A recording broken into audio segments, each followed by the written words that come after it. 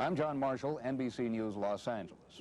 A White House spokesman in Shanghai announced just a few moments ago that the expected joint communique by President Nixon and Chinese Premier Zhou Enlai now has been delayed for at least an hour and a half from right now. The communique will cover what was agreed on in those talks between the two leaders in the past week.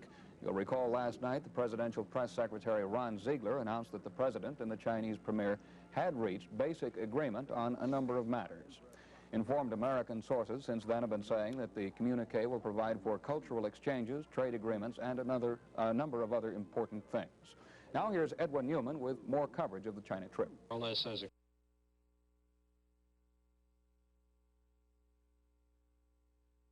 Was a day of relaxation after 5 rather arduous days in Peking. And I flown to Hangzhou from their departure in the airport ceremony, again with no public participation.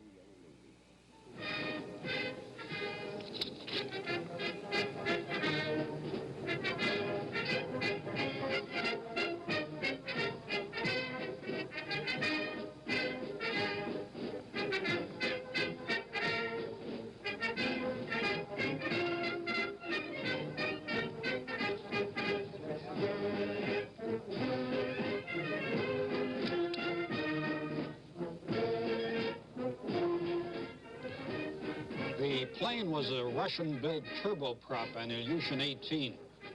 It was the first time that Mr. Nixon, as president, has flown on a foreign aircraft. It had been in the air only for about half an hour when the president excused himself, left Zhou Enlai in the private compartment they were sharing, and went into the main passenger cabin to work. He sipped tea and conferred with his advisors.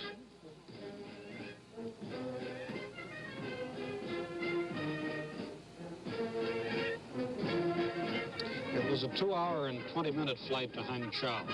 NBC News correspondent Herbert Kaplow was there to cover the arrival. The new Hangzhou Airport Terminal was built by 10,000 people in 2 months. It was completed just 2 weeks ago in time for the Nixon visit. Chinese officials also needed to handle an increasing number of foreign visitors. It was another simple arrival. Local officials were lined up at the base of the ramp to greet the president and Premier Zhou. Otherwise, there was no ceremony. On the 2.5-hour flight from Peking, the president spent part of his time conferring with Zhou, part conferring with staff members, presumably working on the communique to be issued tomorrow. From the Hangzhou airport, the president was driven to a guest house. From the guest house on Hangzhou's West Lake, the Nixons and their hosts went to a park, also on the lake. The park was crowded with old people and children, some of whom may have been brought in especially for the occasion. Others appeared to be ordinary workers on holiday. Mr. Nixon found some small children to greet.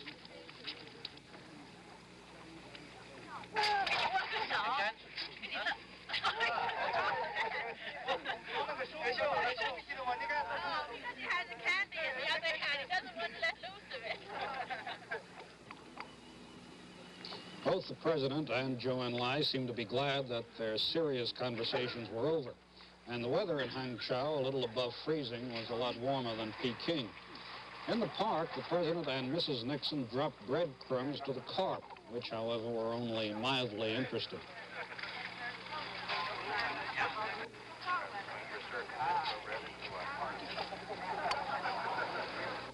The president and the premier exchanged a few words with newsmen as they walked along. Hello, Mr. President. Hi. The Chinese had arranged a boat ride on the lake and to some of the islands in it on a 60-foot launch enclosed in glass. The ride lasted 2.5 hours. The official host was Nan Ping, chairman of the Chekyang Provincial Revolutionary Committee. Nixon remarked that the carp had not jumped up to grab the food he had offered them. I must have got the wrong kind of bait, he said. Zhou Enlai assured him that the fish usually do not feed after rain, no matter who offers them food. Aboard the boat, Mr. Nixon sampled Hangzhou's famous Dragon Well tea and nibbled walnut cakes. Around the lake, there are Ming palaces dating back to the 18th century. and also Chairman Mao's vacation residence, where he likes to spend much of the time during the winter. The party stopped at one island, the island of 3 towers reflecting the moon, a favorite spot for honeymoon couples. The photographers on shore made pictures of the Nixons through the boat's window, them to wave, and then the boat started out.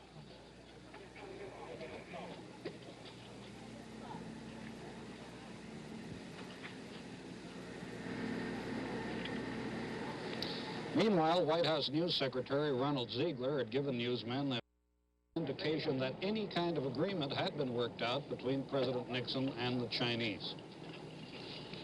A basic agreement has been reached between the Premier and President Nixon regarding a communique. That communique will be issued tomorrow in Shanghai, tomorrow afternoon. When was the agreement reached? The agreement was reached after the banquet early this morning. So the President and the Premier met early this morning? No, they did not meet, but following the banquet, members of the President's staff and members of the Premier's staff got together to discuss the basic agreements, which had been ironed out in over 30 hours of meetings, I guess, which were held between the President and the Premier, and also between the Secretary of State and the Foreign Minister. On President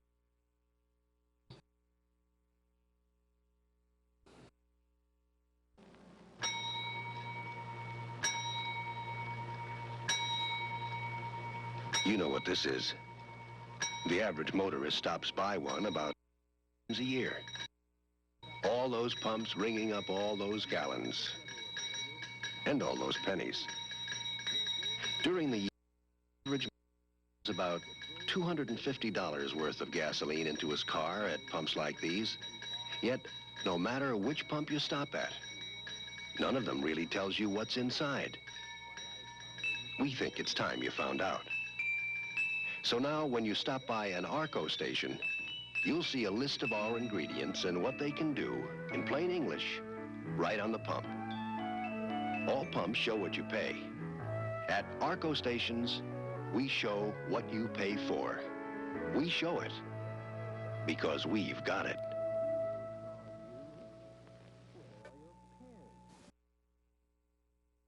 Of course, libraries of film and videotape. The library is where the good footage, the memorable footage goes.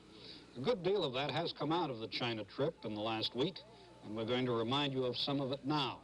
Sights and sounds of President Nixon in China.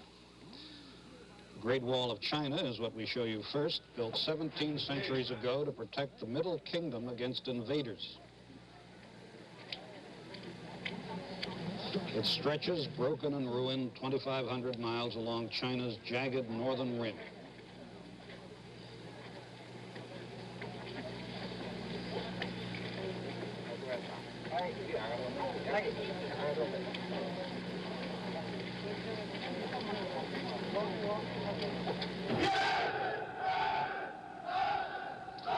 At Peking Airport, an honor guard of the People's Liberation Army, bundled against the cold wind, sounded a familiar cadence.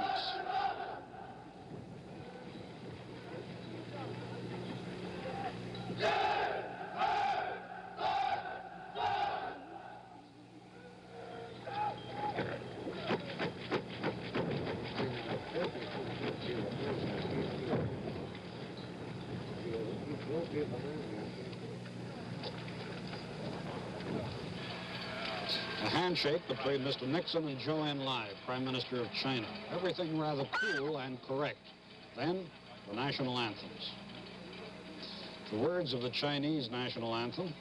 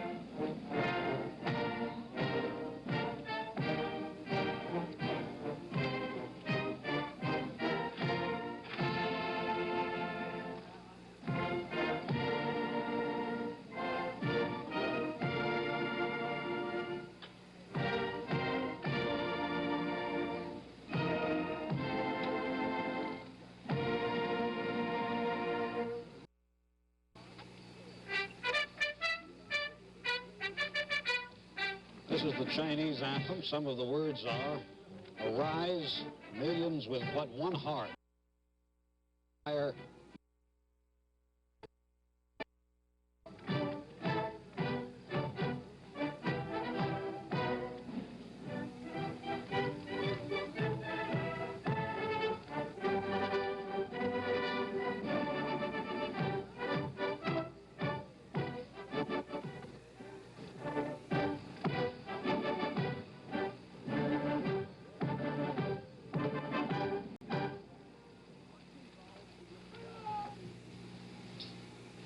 Perhaps the pictures of the week were these: Chairman Mao Zedong, founding father of the Chinese Communist Party, and Mr. Nixon. Mao, who was 78, appeared to be fit. The meeting surprised American reporters, for it had not been expected to happen until later.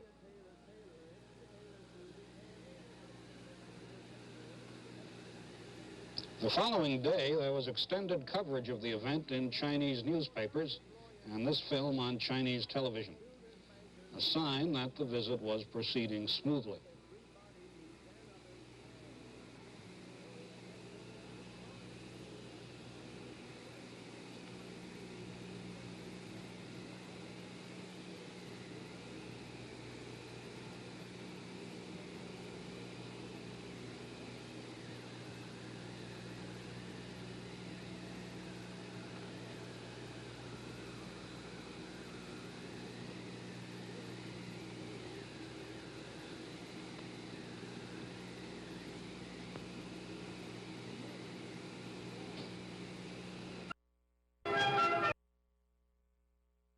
Diplomacy may be conversations through interpreters. It may be toasts during banquets.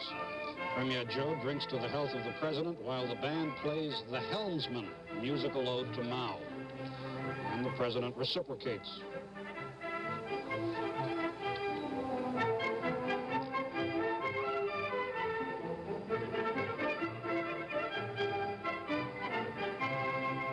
Mrs. Nixon?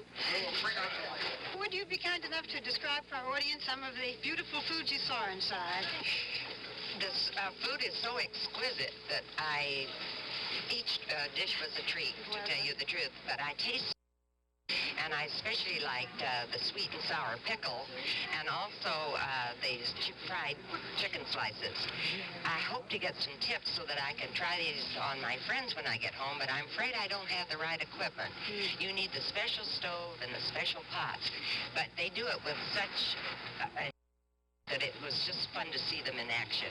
Does the president Chinese food? Does he have it at home? Yes, he does. He really enjoys it, and here he's even having it for lunch, as I mentioned earlier, instead of his usual cottage cheese. Are you ready to prepare the menu for Friday night now? Well, I'm ready to prepare it. I've got my choices.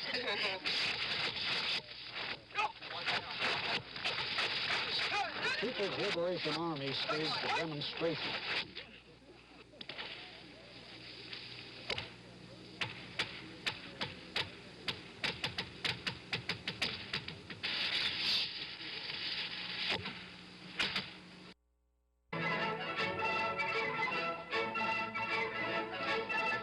Mrs. Nixon saw a Chinese ballet.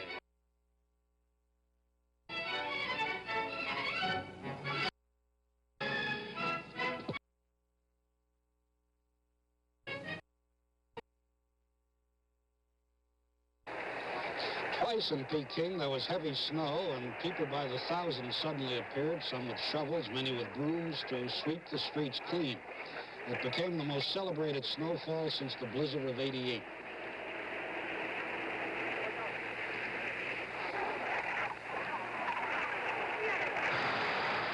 On another evening, another spectacle, this time Chinese gymnastics.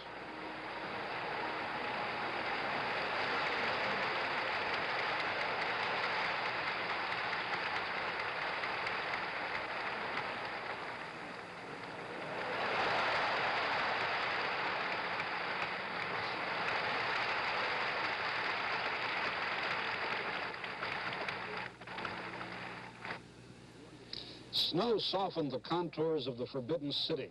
It fell in gentle swirls upon the roofs and covered the works of art that guard the Imperial Palace gateways. Mr. Nixon paid a visit and looked around.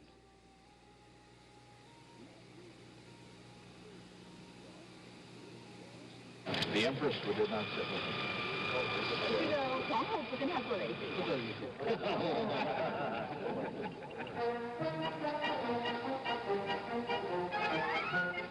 But it was at the Great Hall of the People in Peking that the most impressive pictures could be found. The American and Chinese flags side by side, and the Chinese and the Americans breaking bread together.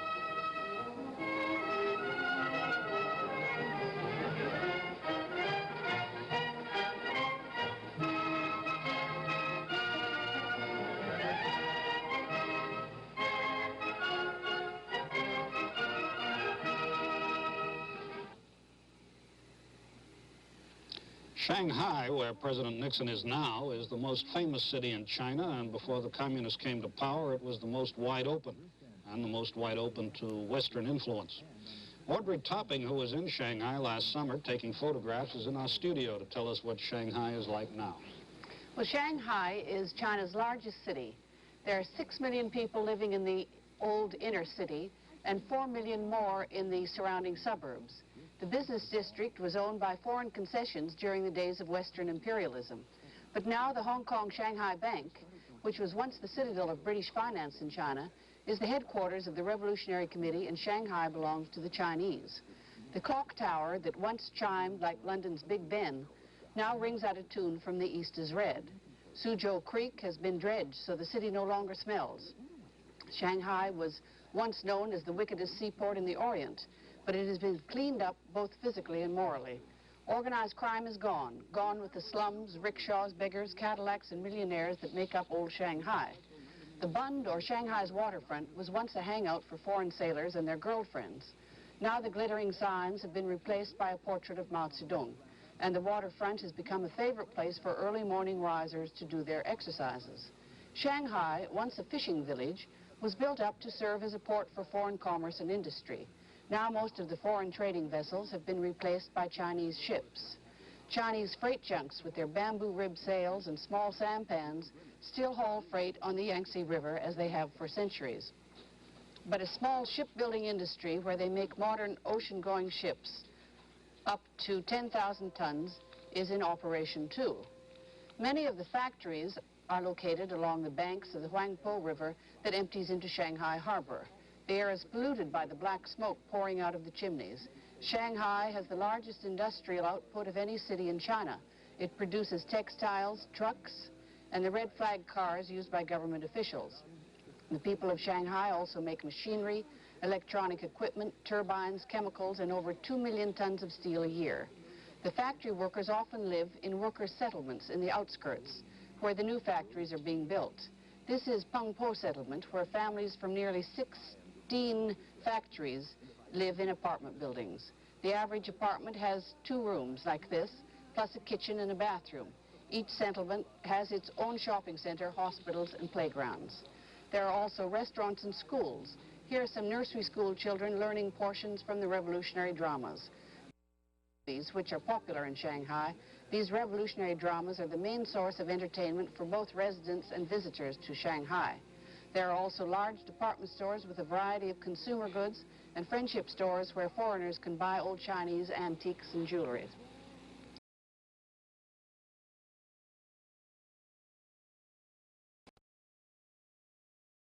Invited members of the American News Corps to his villa in Hangzhou to pose for photographs and try to explain to them why he elected to cloak these summit talks in secrecy until the communique was announced. He explained he felt in dealing with the Chinese, it had to be done in an atmosphere which was quite different because the two countries had no diplomatic relations. He felt that whatever might be achieved in the talks might have been seriously jeopardized had information been leaked out on what was going on. With the Chinese, he explained, there was a new relationship which had to be established in an atmosphere of mutual trust. So to win their trust, he agreed to keep in confidence details of the summit talks, despite considerable pressure to give a demanding press information it felt it had the right to know. He claimed this was not censorship in his opinion, since some details would be given in the final communique from both sides. Merely a withholding of information, which he conceded had seldom been done in summit talks before. He justified his decision to black out any news on the talks by saying agreement had been reached with the Chinese on some issues which would have been seriously jeopardized and perhaps not achieved at all had he yielded to pressures to say what was going on. Tom Jarwell, ABC News, with the presidential party in China. Nixon.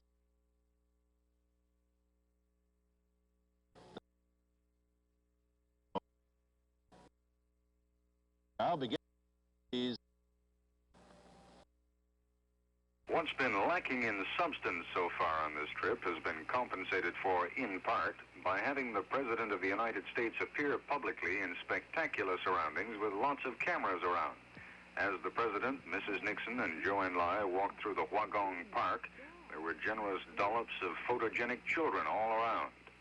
The President stopped to shake hands with one of them, but the boy had a piece of candy in his right hand, so he offered the President his left. An international incident was avoided when someone took the kid's candy away. Feeding the giant goldfish from this bridge is on the must list of every tourist to Hangzhou. It's supposed to bring good luck. So the President, Mrs. Nixon, Henry Kissinger, and Zhou Enlai dutifully cast their breadcrumbs upon the water. Then onto the West Lake. There was a boat waiting for the presidential party, waiting to take them to the Island of Three Towers, reflecting the moon, one of the lyrical names that somehow seems appropriate in these surroundings.